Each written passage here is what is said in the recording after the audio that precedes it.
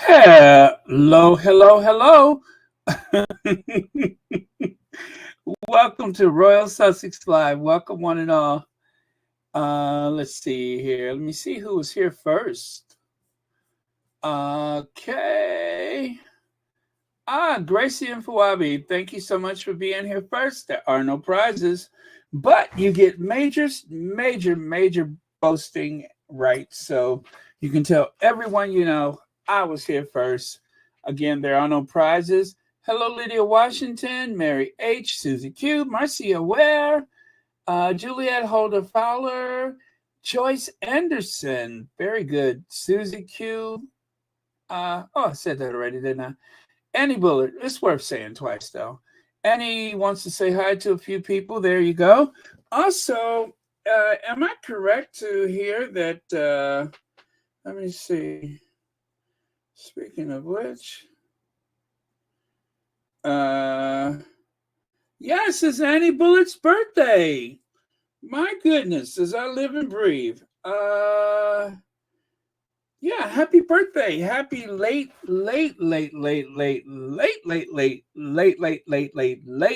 birthday. Annie Bullard, thank you so much for being here. And thank you for spending part of your birthday with us here at Royal Sussex. Greatly appreciate it. So let's have a little birthday celebration for Annie Bullard. Let's hear it.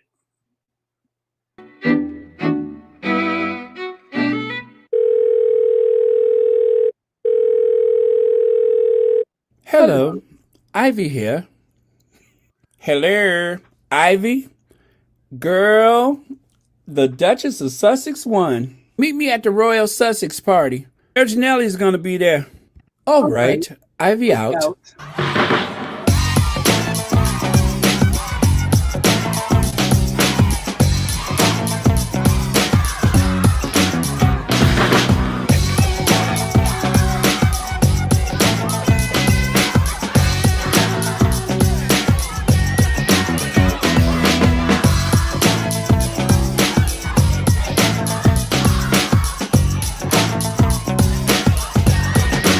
You know what? I have not come down from my high yet.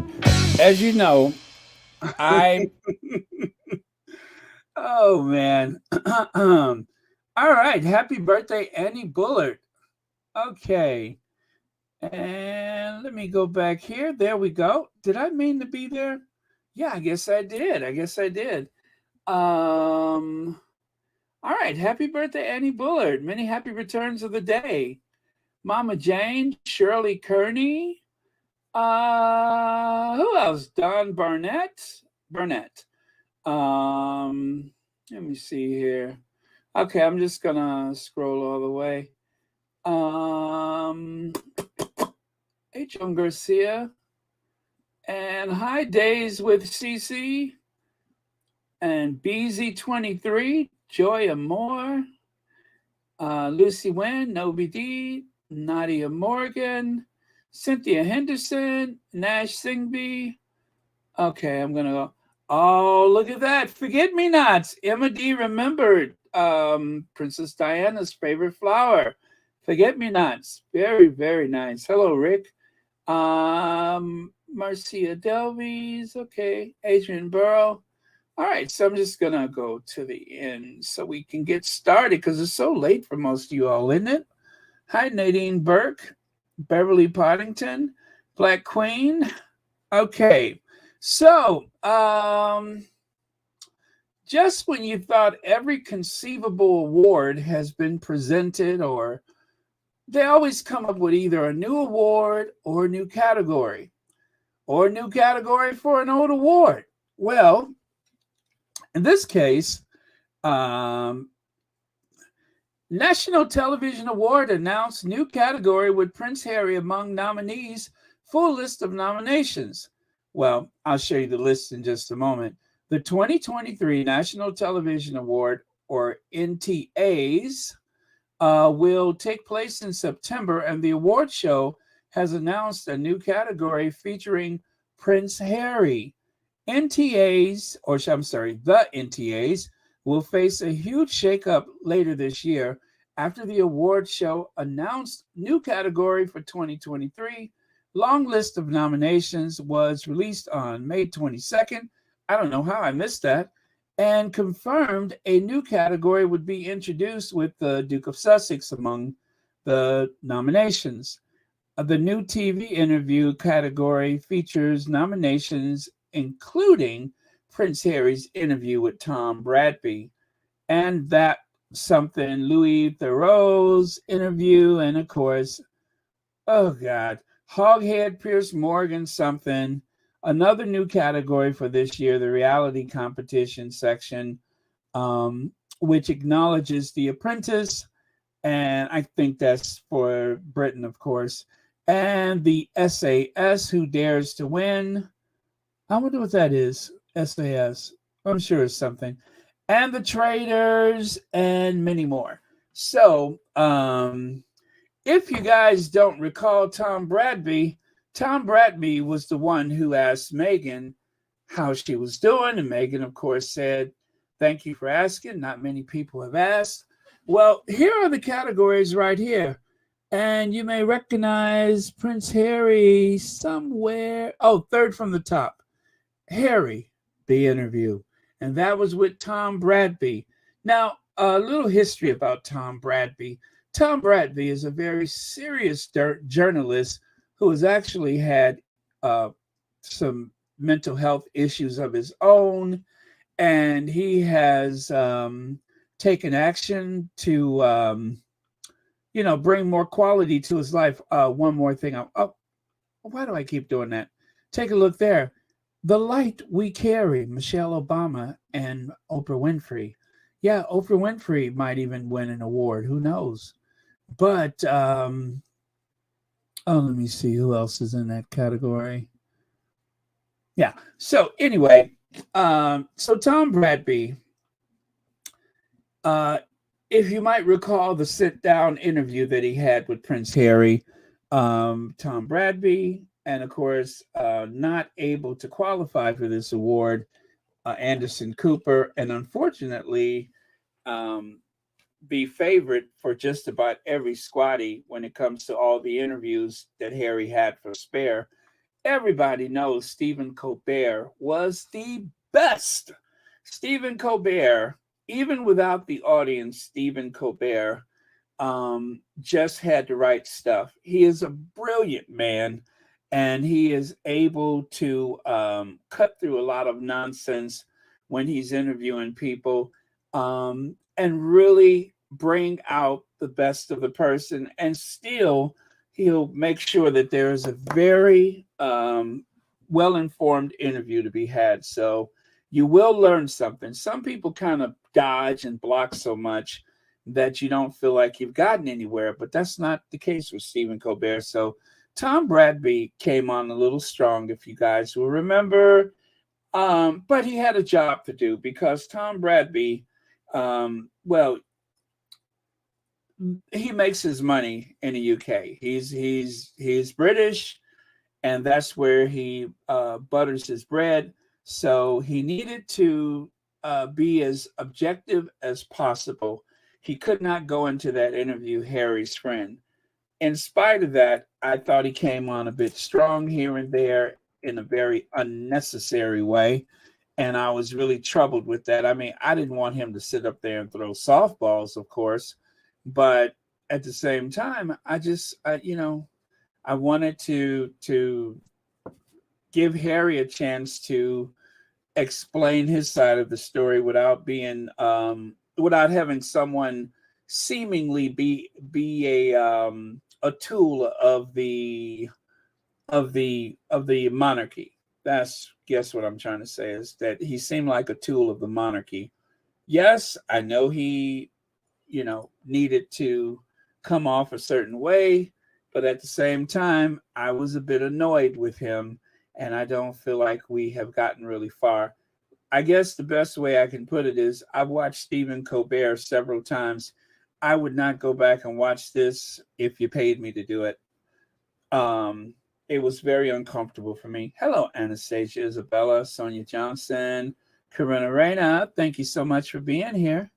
So, again, the interview with Tom Bradby will qualify in nomination for an award in September amongst these other nominees for the award, including that hoghead Piers Morgan. Graham Norton. I really like Graham Norton. I think he's a lot of fun. Um, and of course, you know, you have Michelle Obama's interview with Oprah Winfrey. I don't suspect that. Well, who knows? I mean, that I guess in some ways, some of these interviews will definitely split the vote. Oh, I didn't know David Letterman did something. That's my time with David Letterman. Huh. I wonder who interviewed him. Oh well. But lots of luck to all the contestants. But I still hope that the interview with Harry wins so that we can shed more light on that number one memoir, nonfiction book, Spare. Yes. So we can bring more light to Spare. We could bring more light to Spare. Duh. Okay. And then if you take a look here, as I said, I'm kind of wanting to give Tom Bradby a bit of a free pass because Tom Bradby suffered a lot for reaching out to Harry and Meghan. And when I say he suffered, I know this is not going to be very popular, but I'm going to say it anyway. He kind of needed to come across a little bit disagreeable because he lost a lot of his mojo because William publicly stated, you know how they say never complain, never explain. When William and Kate, I think they were in Pakistan. I think they were in Pakistan. But Tom Bradby asked that question of Meghan, and all of the attention seemed to pivot from the Cambridges, not that they had so much of it, and it swung around to the Sussexes, and William was furious. He was incandescent with rage. So,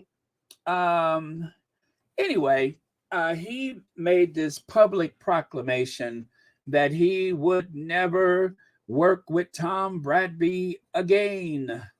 And that was like his kiss of death for Tom Bradby. I think William thought that that was going to be career ending for him, or so he hoped, allegedly. I thought it was a pretty shady thing to do. It's really punching down to do something like that. You're the future king, you're the future sovereign, the future head of state, and you single out Tom Bradby to say that you will never work with him again. Why? So I think going into the interview, that's probably why Tom Bradby felt as though he needed to carry the water of the monarchy. Now, again, I don't agree with that, but I understand where he was coming from. And because he went through the trouble, I hope it was helpful to him, although I didn't like it, but I don't think it changed anything for him. Um, the institution doesn't forgive and it doesn't forget. And if they have an end for you, they have an end for you. So, given a crappy interview with Harry is not going to save your career. Just keep your head down, do your work, and try to forget about it. Now, a little bit more of the background. There's Tom Bradby and his wife on the left, and there's Tom Bradby and his wife on the right. Well, on the left, that's not a tropical bird. That is a fansia on our head. That looks like something that Sophie Wessex would wear, doesn't it? That looks like Sophie all day long. Well, anyway, that is actually his wife, and they are at the Cambridge wedding. And on the right side there, with a little more strut in their step, with a little more stride, you can see how much happier they appear when they were headed to the Sussex wedding. So I don't have to tell you between the two brothers who I think Tom Bradby favors. But again, I just have to say Tom Bradby really took it on the chin because of that interview with the Duchess of Sussex and Prince Harry. And so I'm not going to excuse what happened and what he said and everything. I'm not going to excuse the tone of his interview, but I'm just saying that I understand why he needed to try to prove that he was this very serious journalist that is capable of being as objective and such as possible. So there you go. And if you take a look, oh, let's come back to that. Let me get to a couple of your comments. Forget you saw that for a second. Let me see here. Looks like something Sophie.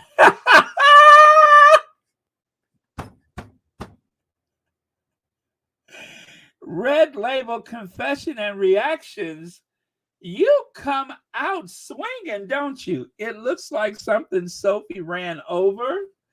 Is it too soon? I'm just going to say maybe it's a little too soon, but you know, as much as I love that kind of humor, maybe it's too soon. Maybe. I'm not going to completely, you know, but maybe it's a little bit.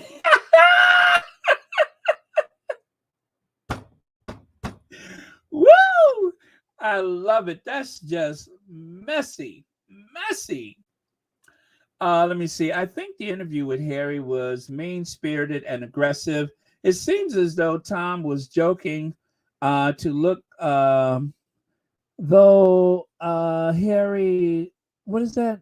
Was something to look, oh, to look tough, was trying to look tough on Harry to the British public.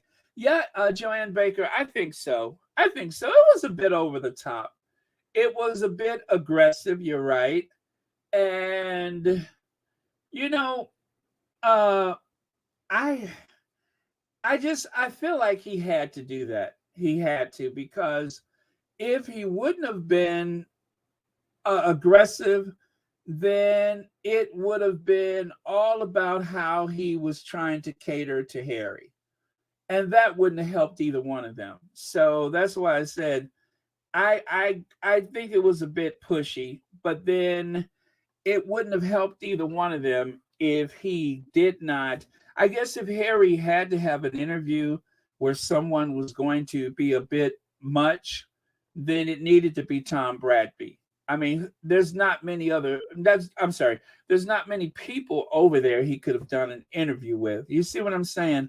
I'm just trying to say that for as crude as it was at times, it needed to be a bit, you know, rough going just so that it did not lose credibility, because if he would have went into that interview as a friend rather than a journalist, then it would have backfired on everybody. So it was necessary for him to try to ignore their friendship because they are friends, and he needed to do that. And I'm pretty sure Harry understands what was going on.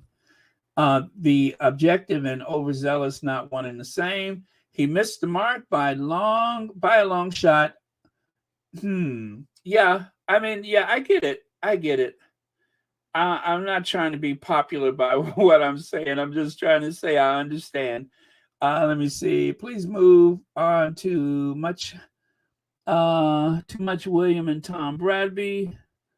Now see, again, there's a bit of objectiveness here. Let me see. I disagree, Baron. I believe he could have worked on broadening his relationship with Harry and Meghan. They need him to be an ally. Well, if he's capable of being an ally, I the thing is, he makes his money there. He's not an American journalist, he's a British journalist. And what does he work for, ITV? And so, for the sake of his credibility and for the sake of his job, William was trying to destroy him, allegedly.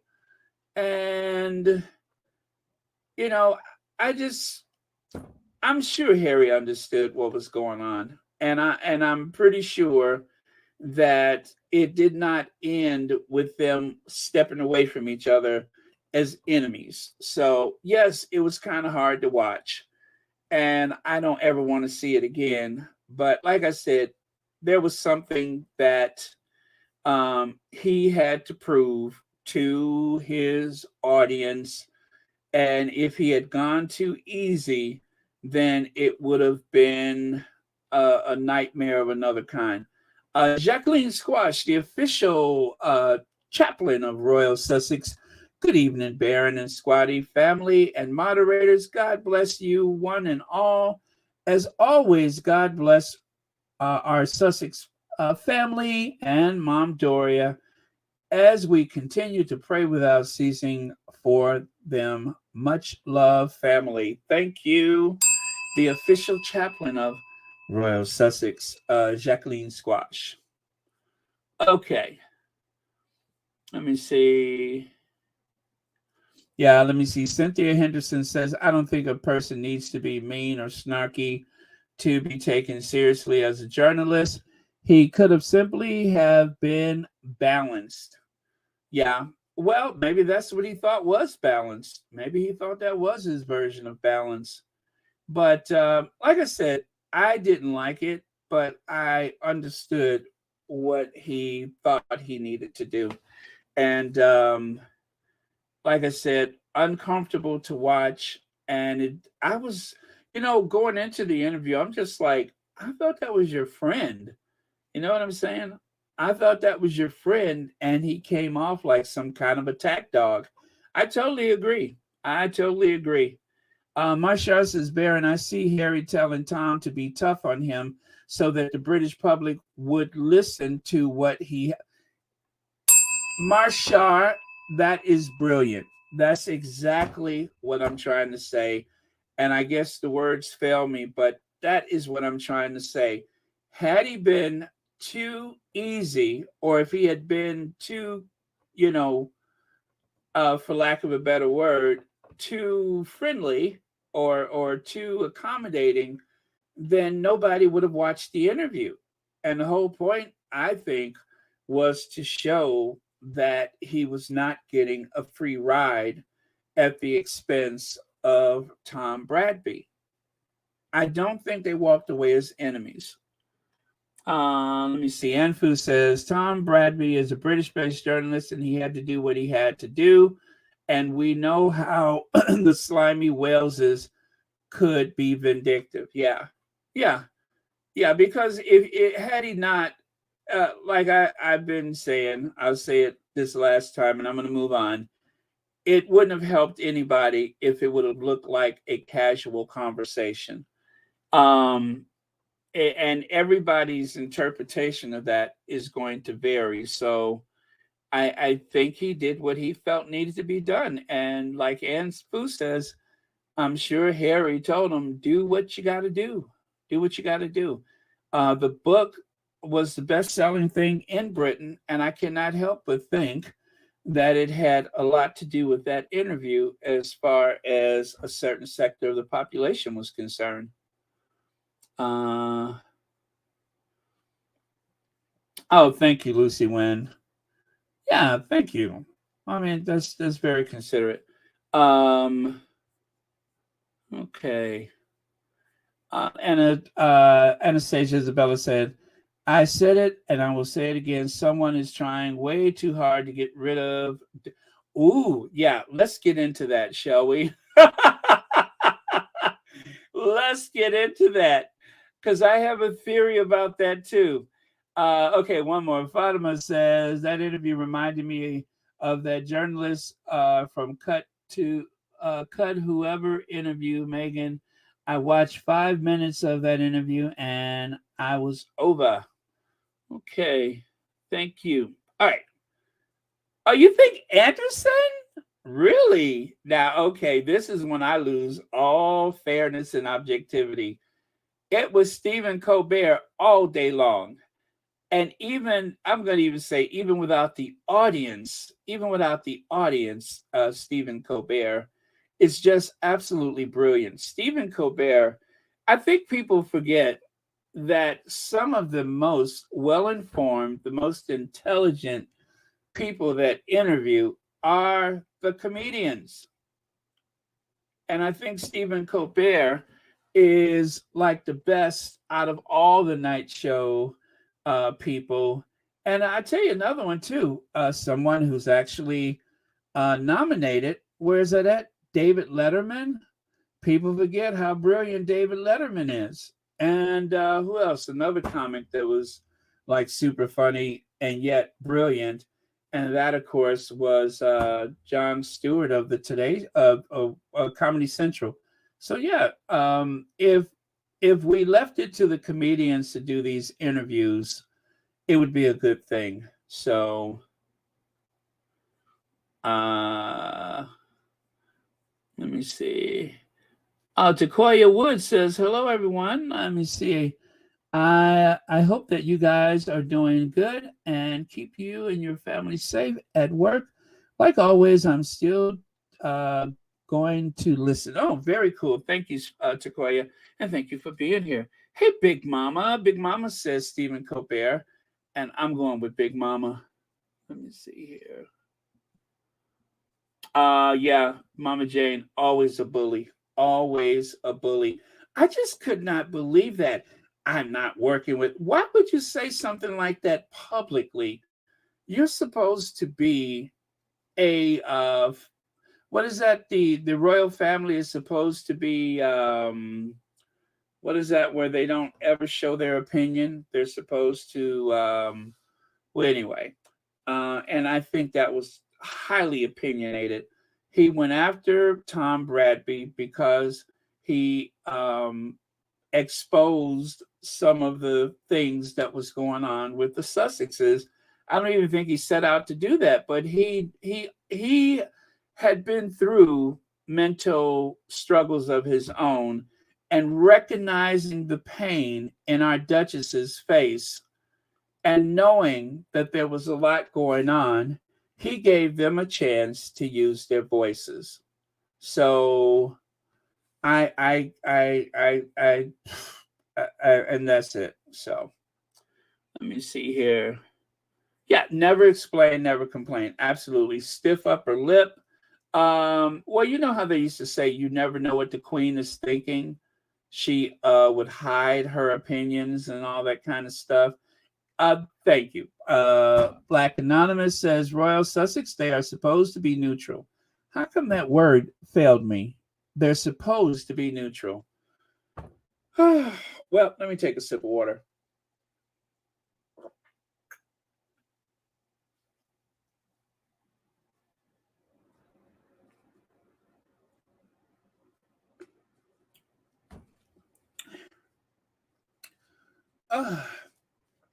That was superb.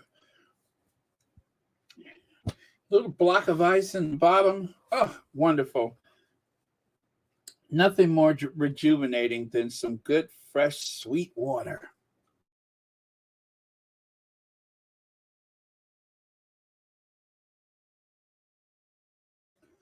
Okay, now let's get into this. Someone just said, I said it once. And I'll say it again. Somebody is trying to destroy Kate. So this is tomorrow's headline today. The Mirror on Sunday is going to run this story, Kate and the Killer. Kate and the Killer. The £154,000 per year CEO shame over stabbing man to death. Patron princess had no idea of his crimes. Really? Really?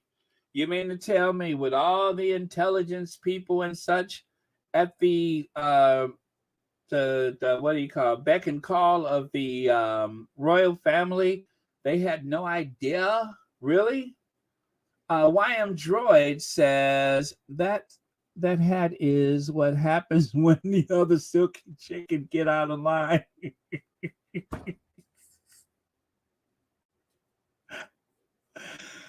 Okay, let's go back.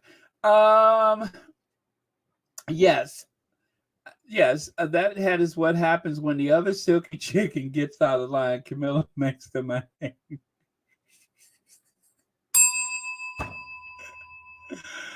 Oh man. Woo. Okay. You guys are not playing today. So let's get into that. All right. So that is the person that makes 154,000 pounds a year to head up a charity. That's some good money for a charity. And Kate, of course, had no idea. Now, if you look at this, there was no reason why they had to single out Kate. How come they couldn't have said Will and Kate? But instead, they singled out Kate, making her out to be naive and gullible and, dare I say, an implied complicit hiding of this story when obviously she had nothing to do with it. And I'm just going to say, I'm sure Kate had no idea. Kate barely knows what to say when she gets there, let alone does she have any idea of what's going on. She has one mission, that is to show up and wear something that she thought Megan would have worn, and to smile and laugh, and of course, do a lot of that. What do you call it? Do all that hand jazz stuff. Yeah, jazz hands. Show up, do a little jazz hand, laugh at nothing, right? Laugh and smile and giggle and try to single out any black children that may be available to pick up or touch or something. That's the only mission that she has when she show up for these things. She don't know what's going on. She only shows up. Somebody else takes care of all the other stuff, obviously. So, as much as I would like to say she should have known better, I can say with great authority she was absolutely clueless. Now, as you know, it wouldn't be fair to Kate if we didn't reach out to Kensington Palace and give her an opportunity to respond to this article before most people see it. And so, reaching out to Obviously, it'd be. I would love to have met her, and she's obviously she's an inspirational woman to look up to. Obviously, on to this day, and going forward and things. It is. It's a wonderful family. The members who I've met have achieved a lot, and very inspirational. So yeah, I do.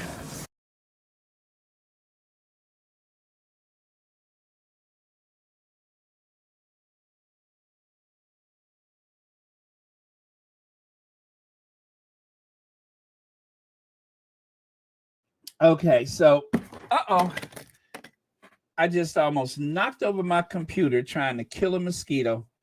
Oh man. All right, so that, believe it or not, was Kate responding to the the revelation about the about that person who's been convicted of manslaughter, murder, killer, the charity worker slasher. That's what they should call him, the charity worker slasher. I shouldn't laugh. Someone has lost their life. But anyway, so VS Speaks Royal is here. I saw you somewhere, VS, and somehow I lost you, but I know you're there. Ah, there you go. Let me see. Cosplay is what is that? Is it cosplay is the Megan treatment that she sat back and enjoyed for years. Uh-huh. Well, take a look here. So this is what had happened. What had happened was, let me see.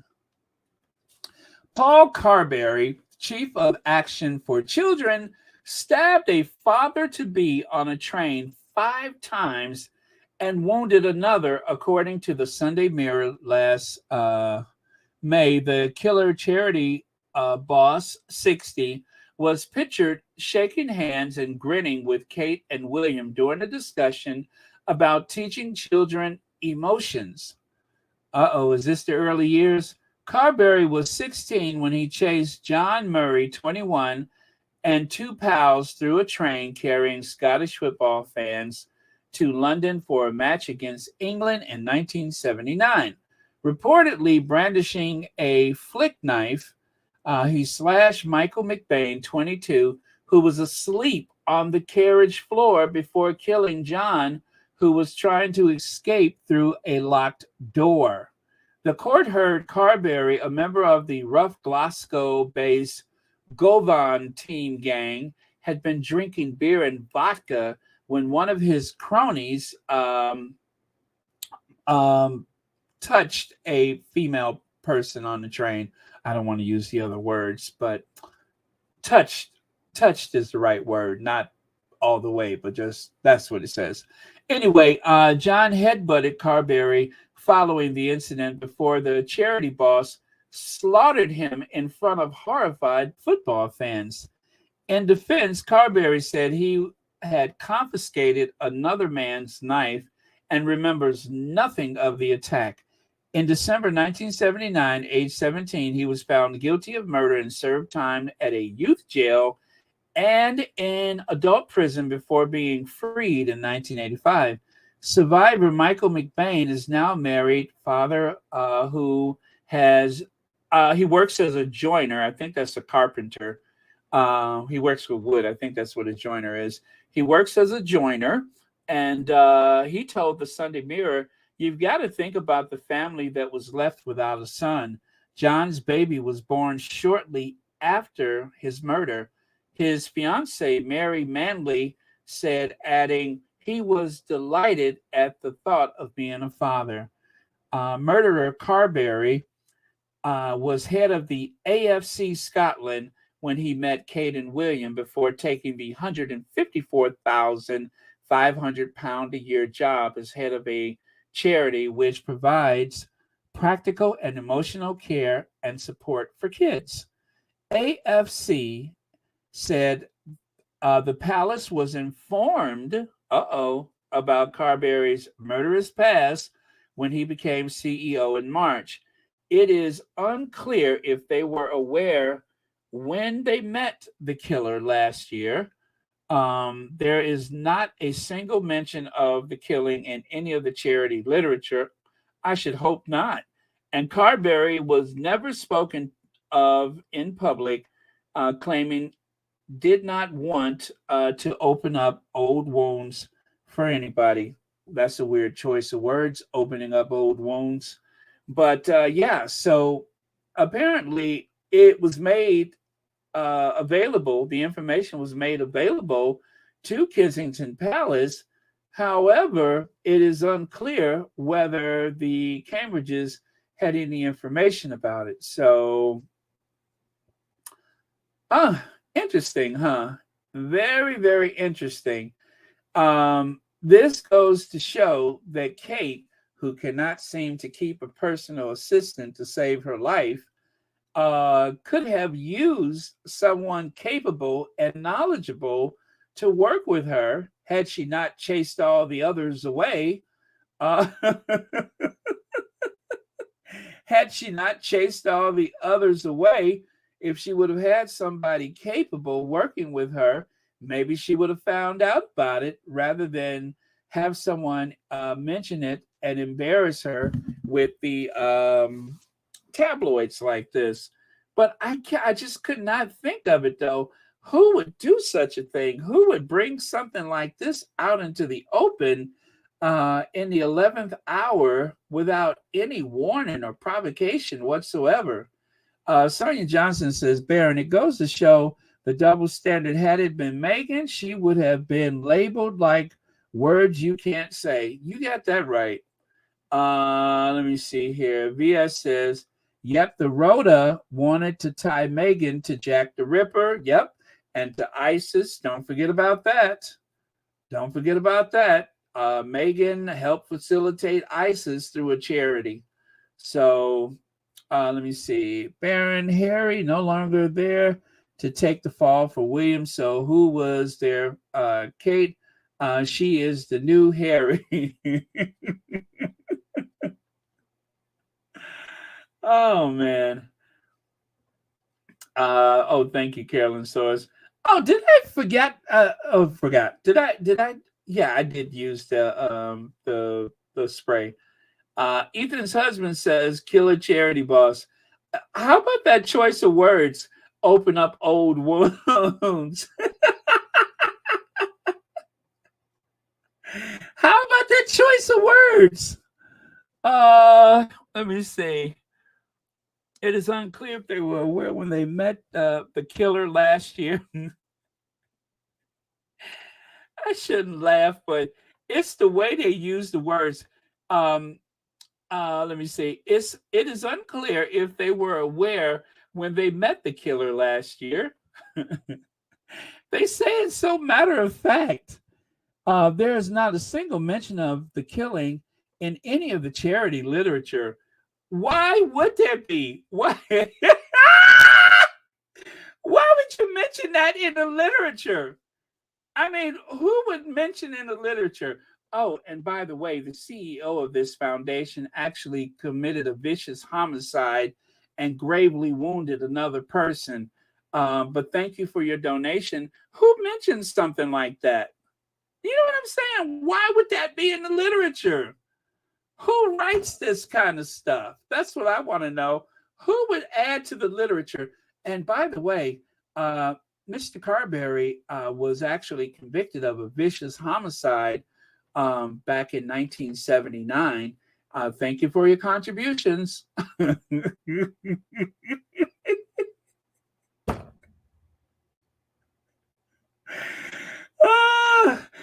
Ah, you could not make this stuff up. Why would they add that to the literature?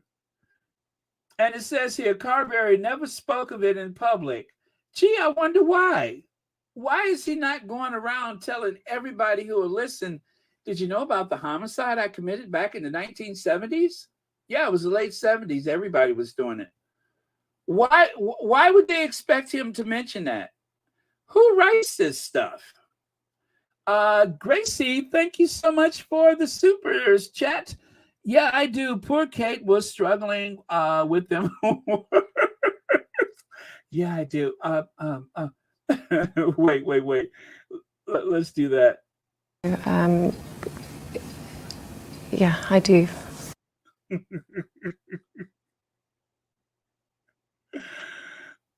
Do what is unclear, but whatever it is, she's struggling. But thank you so much, Gracie.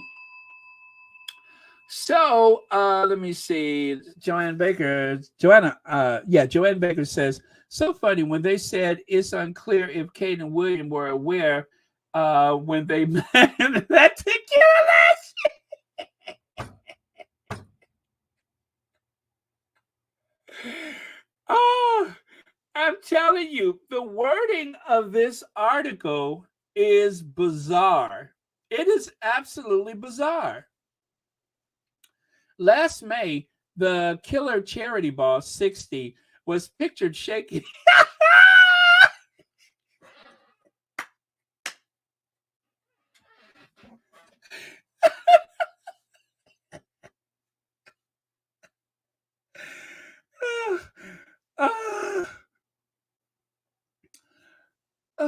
You guys, I'm so sorry, but this is just strange. Who writes stuff like last May, the killer charity boss was pictured shaking hands and grinning with Kate and William during a discussion about teaching children emotions.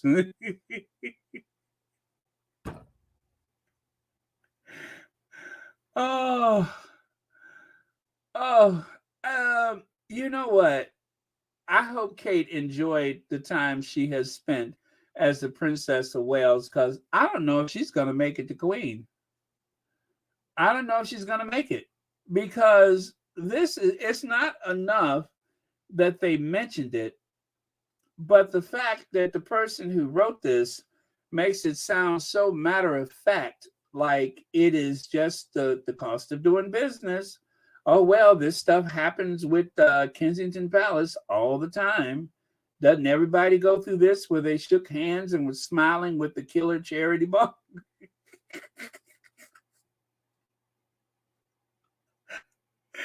The man was young and did his time. That is something he should have sealed. Yeah, that's right. When they're youth, they seal that information. You know, they will cut him loose. He better pack up his desk. Well, I don't know because no offense to my British friends in the Sussex squad, but the kind of stuff that people are forgiven for over there is shocking to me, especially if you're an aristocrat. I mean, it seems like if you have a lot of famous people protecting you, it seems I can get away with anything.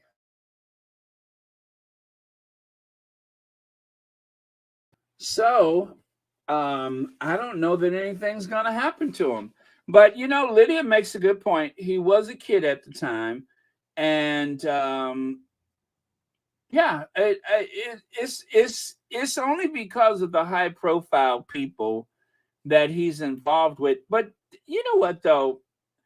Is it really proper to have him head a charity that's working with children?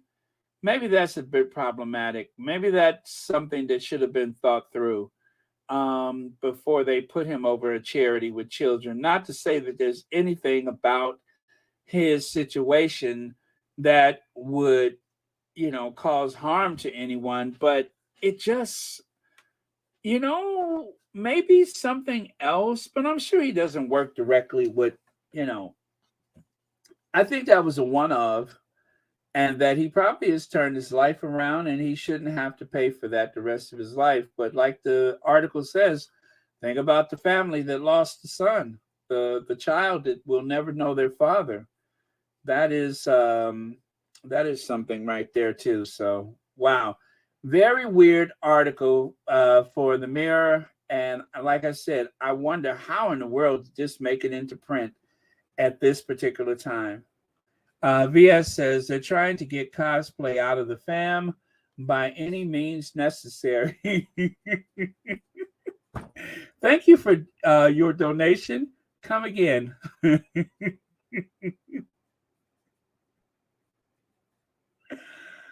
Oh man. Oh, I could just imagine like what if the Cambridges knew about it, right? And they say, Mr. Carberry, do you like your new appointment? Your Highnesses, is to die for. Kind of like Uncle Scar told Simba, Uncle Scar, will I like my surprise? Simba, is to die for. Oh well. I guess they know what they're doing. It's people that got way more sense than I do who took a look at this situation and thought he was the right man for the job. And as long as he's doing his job, it's nobody's business. Um, and of course, that it has caused embarrassment for the Cambridges, Kate in particular. Um, well, I mean, it's there's no accounting for good taste, is there? Let me see. Cynthia Steer says, Baron, they don't seem to vet job applicants. That man should not even be in line for consideration for that job. I used to be HR manager. Cynthia, I do find it rather strange, in particular for that. This is not a warehouse manager, right? This is not some type of, um, manufacturing position. This is a charity, an aid, something for children and such. It does seem strange to me. It seems very strange, and how that happened, yeah. Well, that is true. That is true. He under the law, he is not, he should not be held back. It just seems like a strange fit. It really does. And I get both of these. I'm just like, ugh, I would have never thought it. And then at the very least, let me throw this out there. Is there any obligation? Is there any obligation? It'll be like if I was to meet the Sussexes, I would have to say, listen, I have a YouTube channel. It's called Royal Sussex. I do not want to be photographed with you. I would not want to cause any embarrassment for the Sussexes or anybody else for that matter that would be concerned about such. I mean, how many times have I sat here on Royal Sussex and blurted out things like, Philip, 1992 is a year that I shan't look back upon with undiluted pleasure. It was a horrible anus. Now, how could I, in good, what do you call it? How could I take a photograph? How could I be photographed with Harry and Meghan? How could I, in good faith, someone who loves and respects them equally, how could I ever be photographed with them? Wouldn't I have the obligation to say, listen, you should know. And then they're either going to say, oh, yeah, we listen to you. We don't care.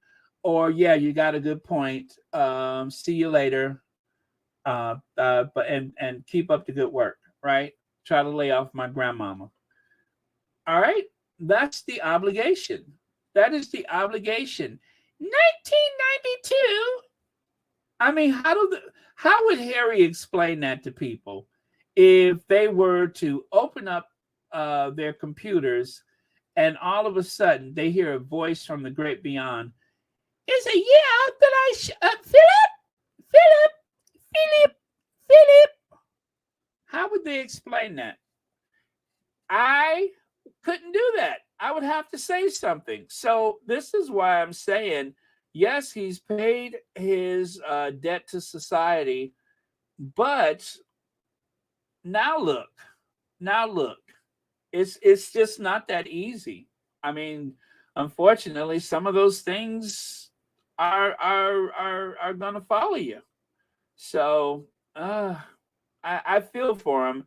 It was a youthful indiscretion. He's made good with his life, and he should not be held back for the sake of it. However, there is a child who has to go through life explaining why she does not have her biological father or his biological father in their life. That's not fair either, but for the fact. So yeah, there's several ways to look at it. Okay, so now the Mirror seems to have an in for Kate. I've said that before. I'll say it again. The Mirror ran that image of Kate, and that image was not doctored by anybody in the Sussex squad, although the Derangers wanted us to believe that we did something to it. They were trying to say, oh, yeah. No, nobody touched that photo. That is the way it was printed. And that's the way it was uploaded on their social media or on their platforms, their various platforms. That is the way it ran. Wait a minute. Oh, ain't that something? I'm looking at that. You know what? I just took a big screenshot, but do you guys you know what? I just noticed that one particular cover. I wonder if that's because Uncle Gary came to visit. You think so? You think Uncle Gary came to visit the hospital and left something behind? I bet, I bet you Uncle Gary left something behind. one of those party pieces, I suspect. Um, if you know, you know. But yeah, I didn't actually vet this completely. I just kind of did a big screenshot. Um,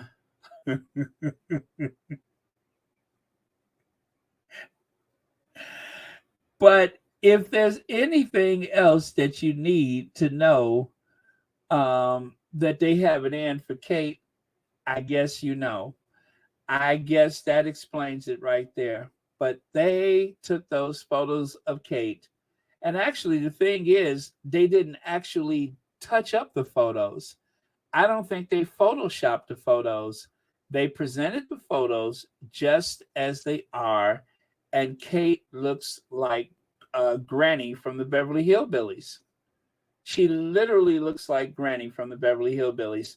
Now, who would do that to someone that they love and respect, or at least that they have those royalist tendencies? Well, obviously they do not, because how else would they run a photo like that? She looks withered, and that is the public face of the Duchess. I'm sorry, yeah, the Duchess of Cambridge that was presented by the Mirror, a tabloid newspaper that always seems to go after the Sussexes, but from time to time, I'm just wondering which particular royal has an inside reporter or something like that, or some influence at the Mirror, because it seems like this is an ongoing thing where they have Kate looking horrible.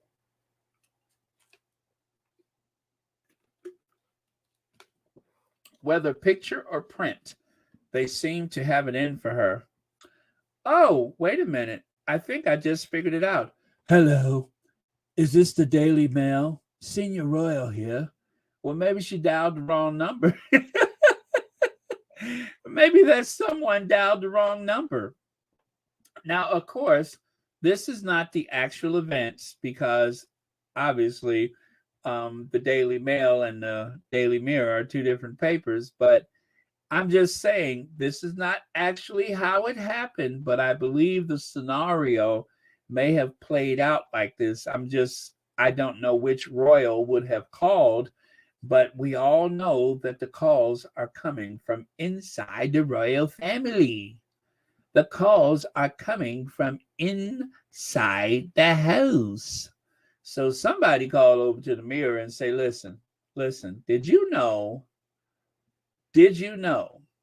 And the Mirror was like, what? I'll get her. And that's what happened. So, not saying that it was Camilla, the Queen Consort, but somebody reached out to the Mirror and said, guess what? We know that you don't. It is such an odd thing to make a centerpiece of the Sunday Mirror. Poor Kate. Oh well. Her family's broke. Somebody left something in the bathroom. Uh,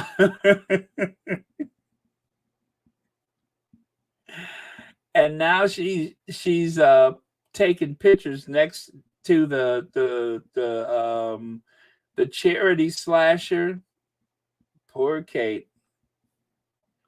So last chance to save our NHS. He sure is. But what are we going to do about Kate? Now, I wanted to give you a larger image to look at.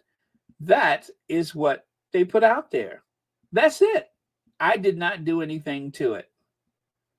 The Mirror, I don't even think they apologized or changed anything. They certainly didn't change the cover. They left it as it is. And you know what? This is another one of those things where you have the future queen, Camilla, and you have Kate, and they're trying to ensure people that the country is in good hands, even though Queen Elizabeth II was too ill to attend that Remembrance Day.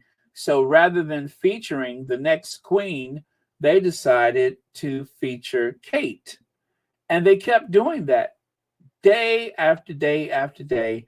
There was some magazine article that says, ready to lead, future queen, Queen in Waiting, and Camilla didn't say anything. There was no response. But just before the coronation, just so that there was no confusion, there's Camilla's front page of the Sunday Times magazine, Queen Camilla. So there must be some infighting. Excuse me. There must be some infighting going on between Clarence House and Kensington Palace. Right here, Kate Middleton, charity boss, is convicted murderer who stabbed a man to death on train. And then, let's not forget, the Mirror was glad to run the other story there. Children home run by charity Kate Middleton supports shut down over safeguard fears. How many times? And this is the second charity, or the third, or the fourth, or the fifth charity that the Mirror has run stories about these charities going under that Kate Middleton has something to do with. Now, someone is leaking these stories to the press. Somebody's putting it out there. Somebody, or should I say, not Camilla, is telling these people of these shortcomings and mishaps that has to do with the future queen consort. So that's all I'm saying.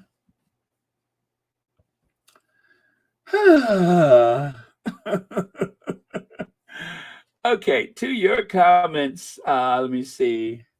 What's that? I feel sorry for Kate. I think she'd be happy just doing the wife mommy thing. I don't think so, because I don't think she knows how to do it. I don't think she would know what to do. She hasn't been a wife and mommy thing for quite some time. She's been a princess, right? She's been a duchess princess who has had nannies, cooks, and what else? Nannies, cooks, and housekeepers. So I don't know. I would like to think that she's doing a great job, but if the early years are any evidence of what she's capable of, I wonder. I just have to put an asterisk next to that one. I don't want to call anybody a bad mommy because I don't know what she's like, but she talks about the early years, and yet we've seen a child literally stick his little fist down her throat at a gathering for the Jubilee. He shushed her, covered her mouth up, and all kind of stuff. So this is the early years expert who seemed to have lost control in a very public way. So we can only assume that she's getting it right. So no shade to her. I'm sure she's doing the best that she can. But aside from that, I tell you, it's embarrassing for her to be the expert on early years. And then, of course, think about all these public outings where the children want nothing to do with her. Huh.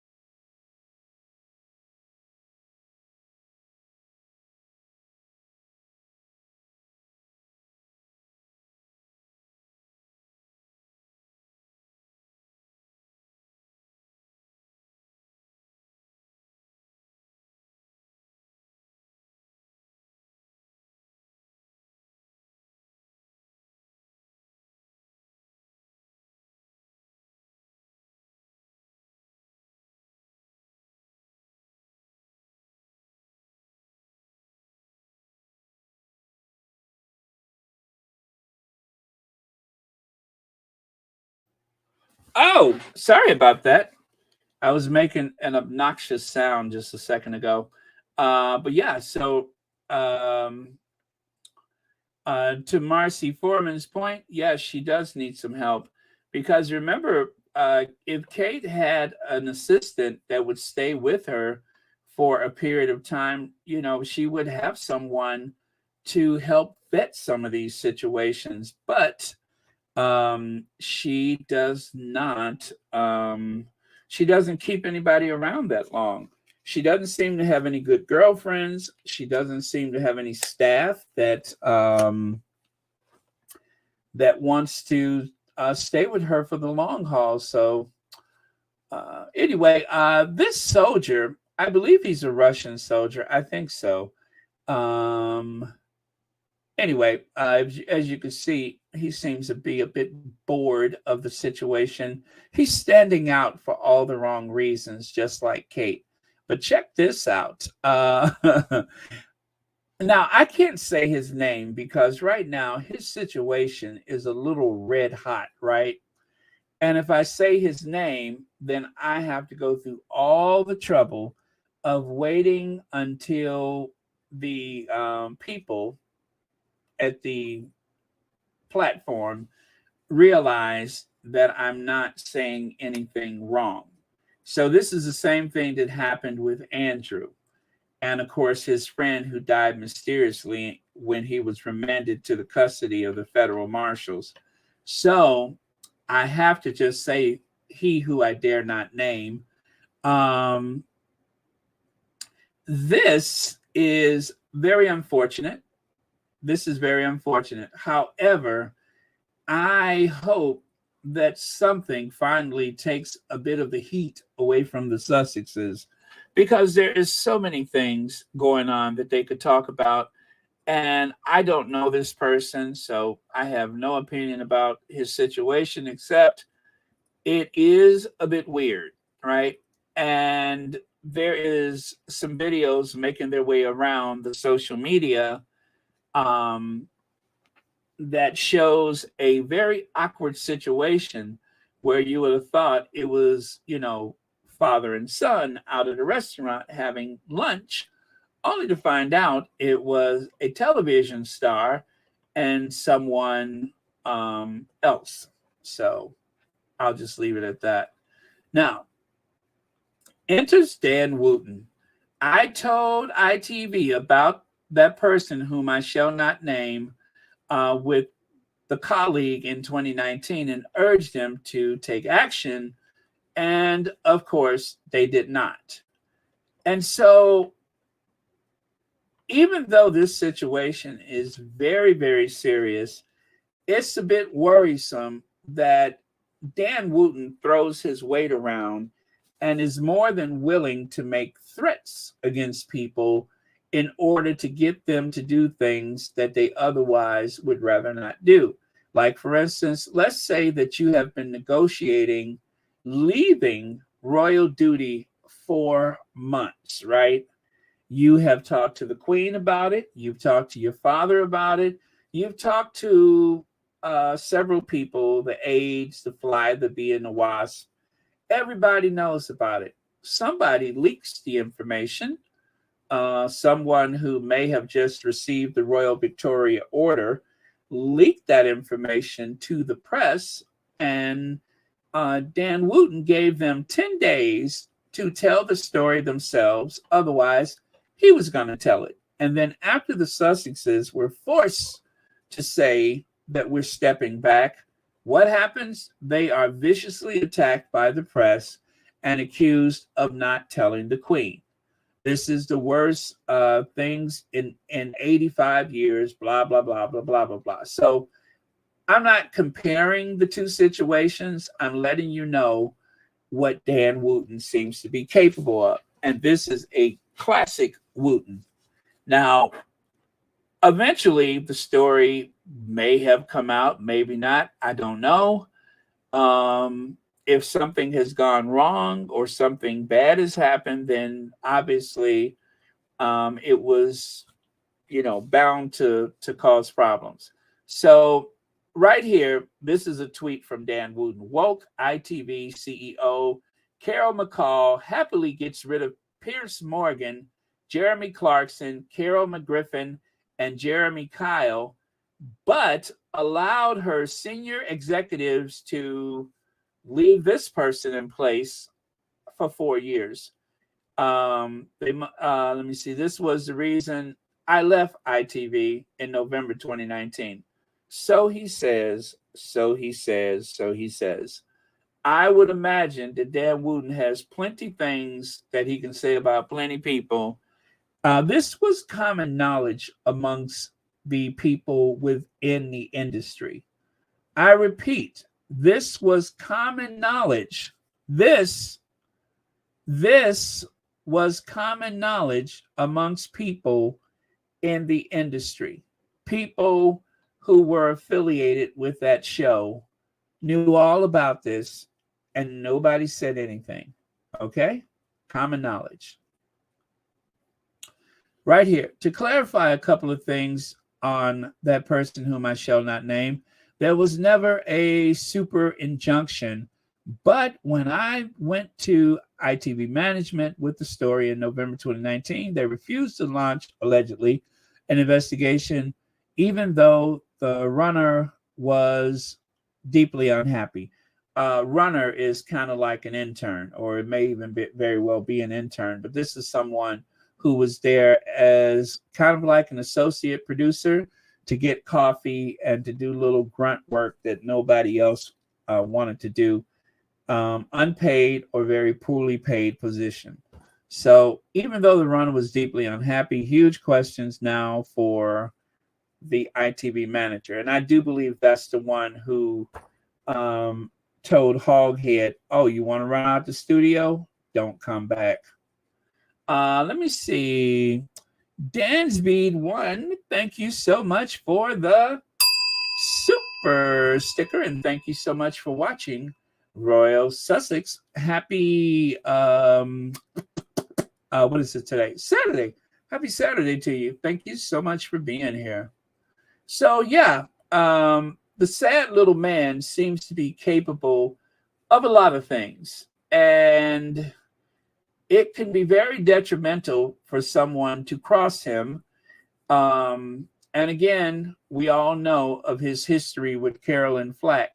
So he definitely can be a problem to people, big and small. And I think he really gets a kick out of the ability he has to bring people down, or at least to try to. So right here, Dan Wooten says, I told him and such in 2019 and urged them, blah, blah, blah, blah, blah, blah, blah. So yes, and by the way, one of the squaddies made this, I forget who, but from the jokes who broke you, White Lies, Sad Little Man, a little parody of the Sad Little Man. And Pierce Morgan, sometimes big lies come from all those with small packages. I think it's kind of adorable, but yeah, so that is the way one of the squaddies sees Dan Wooten. Let me see. A few days ago, and he is in the same boat. Yeah, Marvin Cotto, that seems to be the thing. And even at the time when I saw that, I no longer have a brother. When I saw that, I already knew about this. This had been going around for quite some time. And it was, according to Dan Wooten or people associated with him, it is alleged that Dan Wooten gave them a certain time to deal with it. Otherwise, he was going to sing like a canary. And so that is when the person who I shall not mention decided to tell people about who he actually was and what he's been up to, making no mention of the person that they're talking about now.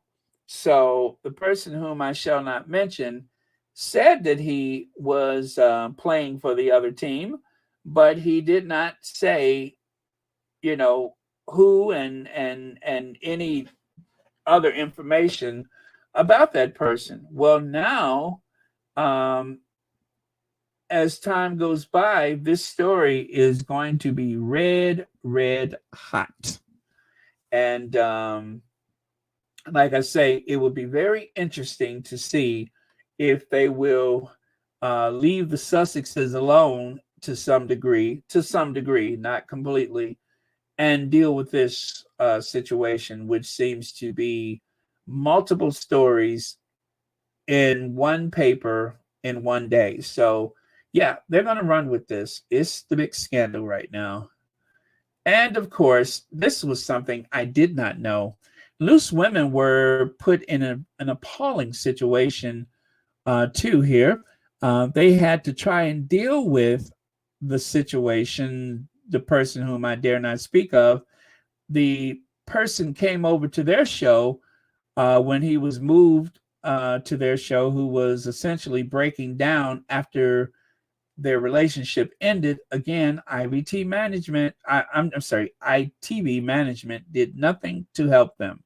So I'm assuming that what they're saying is that this person left one show because of the potential scandal and went over to this show and walked around weeping and crying all day. That is how I understand it, is that this person went over here and was not a very good employee because there was this heartbreak.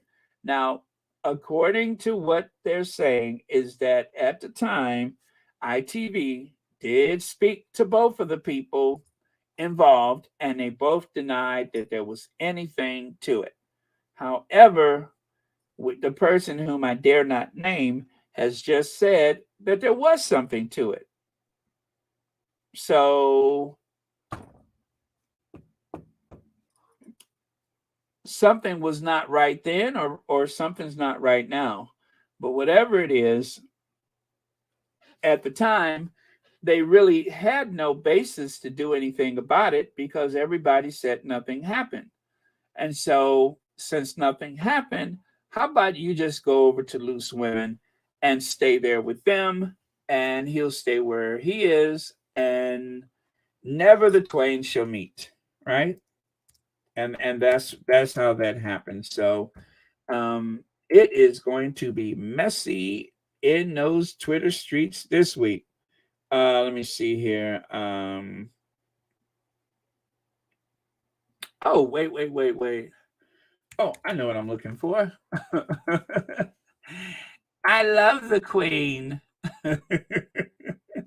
Just don't get it. I don't get any of it. What do you mean? You don't I get love what? the I Queen. don't get why we're so obsessed with these humans that are exactly the same. Like, it could be us four sitting there. I just don't get it. But are you talking about what you mean as royals or Yeah. as like Kim Kardashian? Because for me, they're becoming celebrities. Well, yeah, to me, that's all they are. The Queen Well, is I would the work hard celebrity is too. brilliant. I But love for the what? Queen. No, For duty, responsibility, She's always figurehead. worked really hard, But hasn't I would she? work hard if the whole country paid for me to have like 12 houses and work really But hard. they don't pay for all of the houses. But Just a few. I love the Queen. I love the Queen. I love the Queen.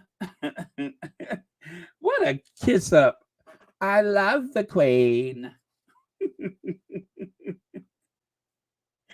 Now, okay, so let me give credit where credit is due. Now, that person whom I should not mention, oh my goodness, if there was any moment that I had that I appreciated that person who once told the Sussexes they need to stop talking, was that day when they asked the Easter Island of interview of reporters about the about making Kate cry, and she, bought a little time by looking up at the ceiling, and oh, the comeback was very quick.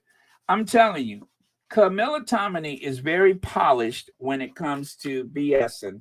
She's very good at it. Not great, but she's very good at it, and she knows how to weasel out of things when the time is right, and that's exactly what she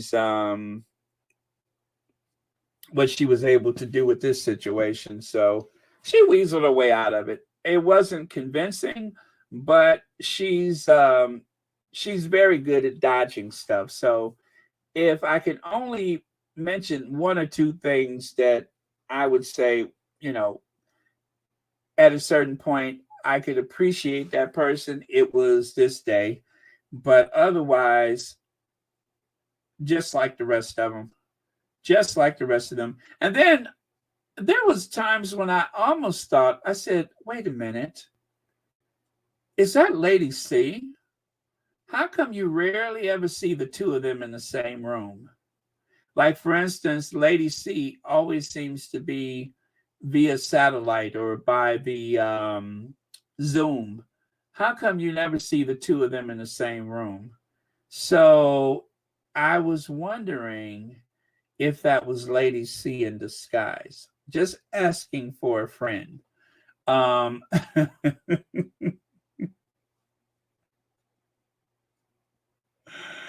know what I'm saying? They both seem to have quite a bit of space between the top lip and the bottom of their nose, the tip of their nose to that top lip. There seemed to be a lot of space. So I don't know, twinsies. Maybe they had a common relative at some time. I don't know. But then again, Lady C is a very singular individual, and you'd be hard pressed to find anybody else quite like her. So maybe not. Maybe there is no association or whatever.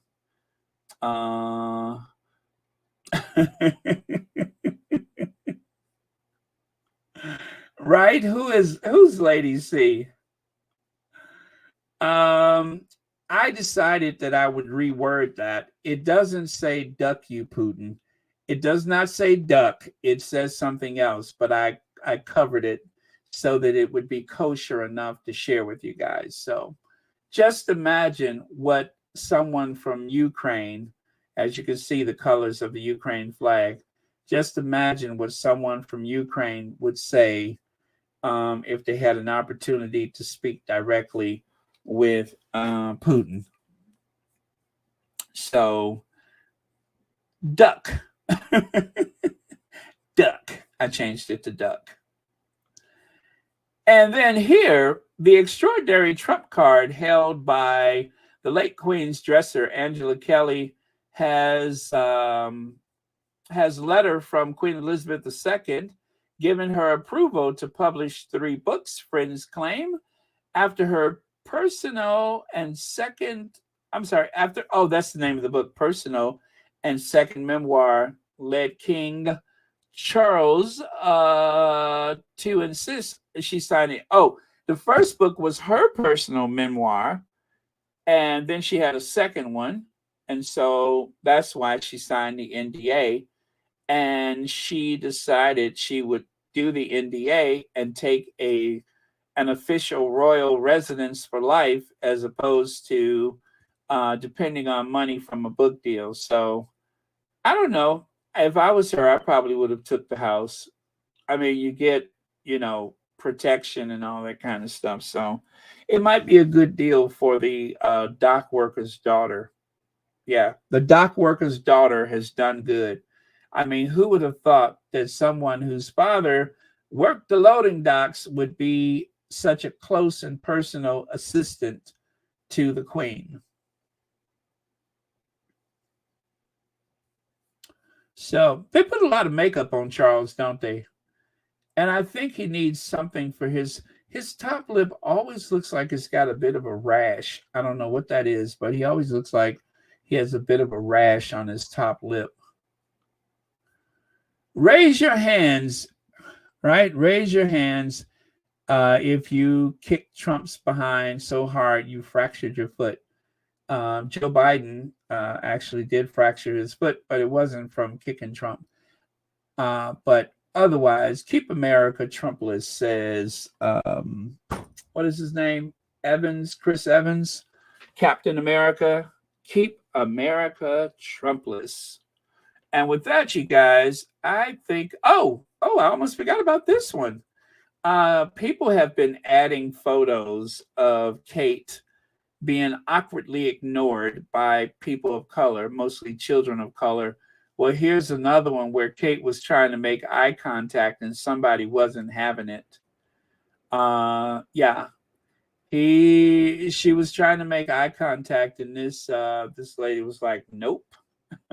Nope.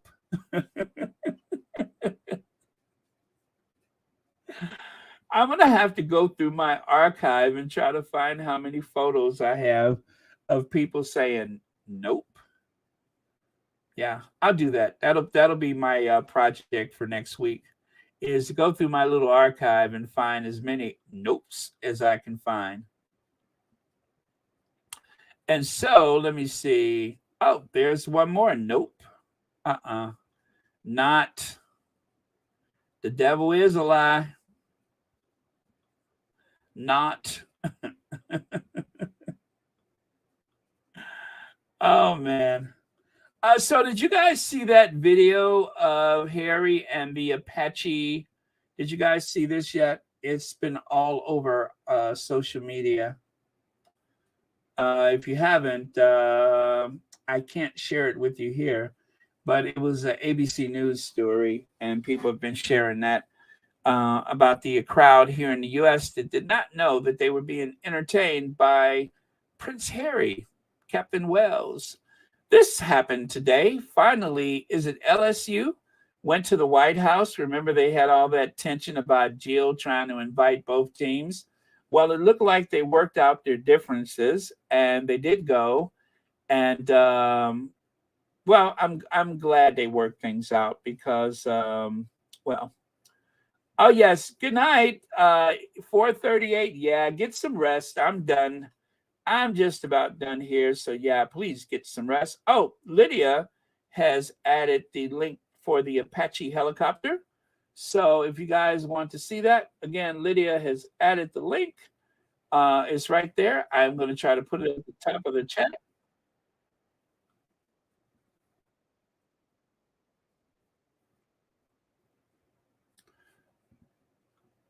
Okay. It's at the top of the chat if you want to see that Harry doing the stunts with the Apache helicopter. It is worth seeing. So proud of him. Thank you, Lydia. Let's see. Leslie F says we need to vote for Harry for the NTA Awards Best TV Interview. Voting started today. Yes, that's true. I don't have the link for that either. But yes, we need to vote for that because every time we push the spare to the forefront, it definitely helps the promotion of the book. So, yeah, we need to do that. Thank you so much, Leslie F. And closing today, this is the last thing. I am so proud of our first African-American and South Asian vice president. She went to West Point to give a commencement address, right? And this is the first time that we've had someone in her position do that, because this is the first time that there's been a woman vice president and soon president of the United States. So there she is at West Point, hanging out with the cadets, giving a commencement address and so on. So very, very cool. Very proud of our vice president. So we're almost there. We have almost broke the ultimate glass ceiling. I was really disappointed that it wasn't HRC, but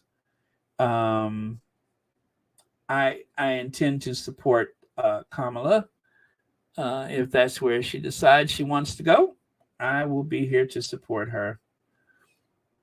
Let me see here. As a matter of fact, didn't I end with a cadet from West Point? Let me see if I can find that. I think I ended with that the other day, didn't I? How interesting. Oh, yes, yes, yes. I found it. I found it. Here we go. How proud. Henry O. Flipper, 1856. He was born as an enslaved person and was a lieutenant in the United States Army and an engineer. He graduated from West Point in 1877 and led the 10th Cavalry, developed Flipper's ditch, advised a United States Senator and Secretary of the Interior, worked in Latin America, and wrote about scientific topics. So there you go. From here to here. Very, very cool. And that's it, you guys. Thank you so much for watching Royal Sussex, and I will see you all tomorrow. Oh, wait, who didn't get a bell? Oh, sorry about that. Leslie F. did not get a bell. Sorry. All right. Sorted. All sorted out. Thank you so much.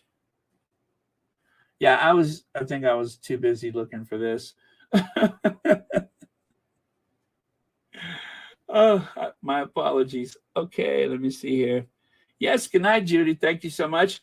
And thank you all for being here at this exceptionally late Royal Sussex. Had a very busy day today, but hopefully I can go on earlier than later tomorrow. And thank you, moderators, for keeping us a safe space.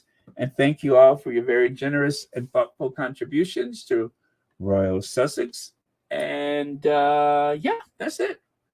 So, as usual, I will be looking for the last word. And let me see here. And of course, I'm always thinking about our queens, because all of the things that the Sussexes have done and will continue to do is because of the head start that they had in life. So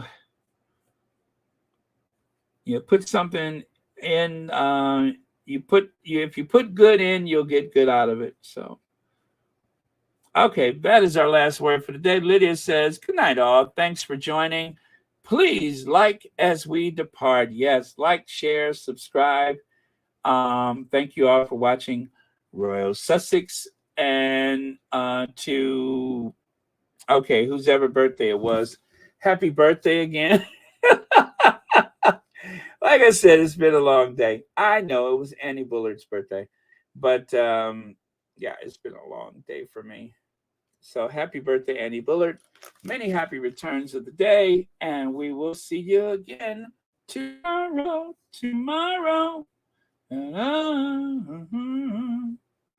All right, I am going to cue the Ginger Avenger,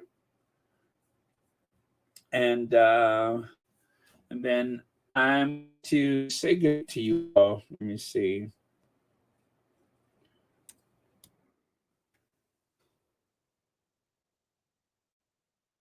Oh, is this it? Let me see. Wait.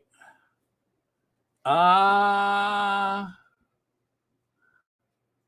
my goodness, is this it?